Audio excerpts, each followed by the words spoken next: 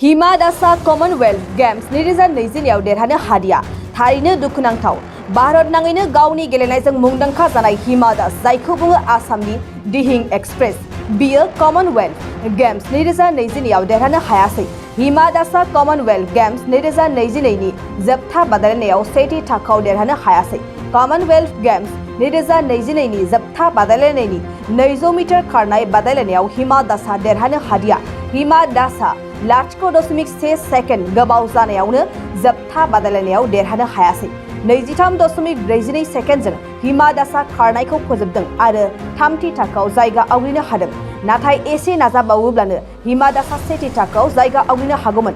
Commonwealth games 2022आव थामथि थाखोआव देरहानायानो हिमा दासनि जोबथा फिथाइ।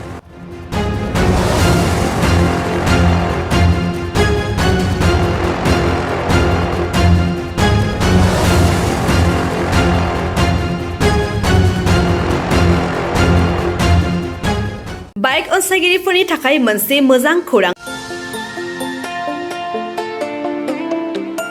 Kokrajhar GD road axis bank साखाथियाव थानाय दावहारु अट' एजेन्सिया नोंथांमोननि थाखाय लाबोदों धामाका स्पेशेल अफार।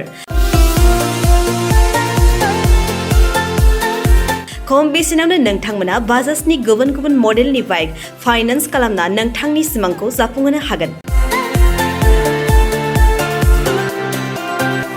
13,800 रांनिफ्राय जागायना 19,500 रांजों नोंथाङा बाजाजनि गुबुन गुबुन मडेलनि बाइक जेरै प्लाटिना, पालसार बायदि गुबुन गुबुन मडेलनि बाइक लानो हागोन। बाइकजों लोगोसे बेसेन होनाङालासे मोनफागोन गंसे हेलमेट। बाइगिरि बिथांमोना गोरलै राहाजों बाजाजनि फाइनान्स लिमिटेड नङाबा एक्सिस बेंक लिमिटेडआव फाइनान्स खालामनो हागोन। गोबांथार फोरमानलाइफोर गथायनो गोनांथि गैया। खालि फट' गांसे, पेन कार्ड, आधार कार्ड, भटार आइडि आरो सोलिबाय थानाय मोब्लिबनि बिल होयोब्लानो बे सुबिदाखौ लानो हागोन। गोबां मिथिनो थाखाय 8473883986 03661270550 9957644326 आव फन खालाम।